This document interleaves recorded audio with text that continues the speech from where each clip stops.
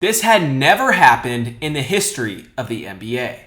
The Milwaukee Bucks are paying Damian Lillard $113 million to never play again for their team. Let me explain. On Tuesday, the Bucks waived Damian Lillard. Even though he was under contract for 2 more years, the Bucks believed that it was time to move on. But it's not just as easy as simply letting go of Lillard. They still had money to pay him. And by money, I mean a lot of it, like $113 million.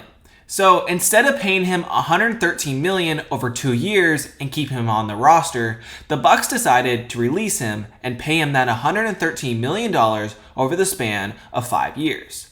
Essentially paying Lillard approximately $22.5 million a year for the next 5 years for him to not play on the team. The Damian Lillard buyout is now the biggest buyout in the history of the NBA.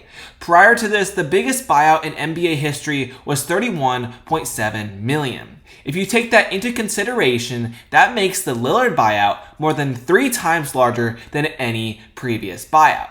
Now, you may be thinking, why in the world would the Bucks make such a financially irresponsible move? If they're going to have to pay him, why wouldn't they at least keep him on the team? Well, there's 3 pretty clear reasons. First, Lillard just recently tore his left Achilles in the first round of the NBA playoffs, which will sideline him for most, if not all, of the next NBA season. The second reason for the Bucks making this move is that the duo of Giannis and Lillard has simply not worked. Seeing as the Bucks have not had the success in the playoffs the last few years as anticipated, they believed it was time to move on.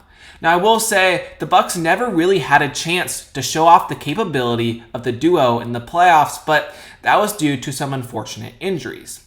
And now the last reason, and the most clear reason why they made this move, was because they needed to clear room for a new player.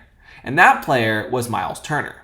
See, because of Lillard's enormous contract over the next 2 years, the Bucks had no space to add a key role player to the team. The front office believed that if they took the money that the Bucks needed to pay Lillard and spread that over 5 years, then that would allow the team to have just enough money to sign an impact player.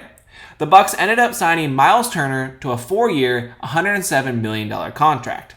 In the end, this was a big loss for the Bucks. They had to put all their eggs in one basket on that Dame trade, and unfortunately, it just didn't pan out.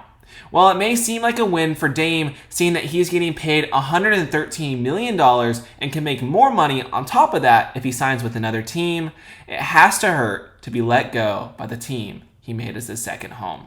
With that, we are now nearing the end of this Clutch Combo with Caleb. I would love to end this video with a Bible verse. Romans 8:28. And we know that in all things, God works for the good of those who love him, who have been called according to his purpose.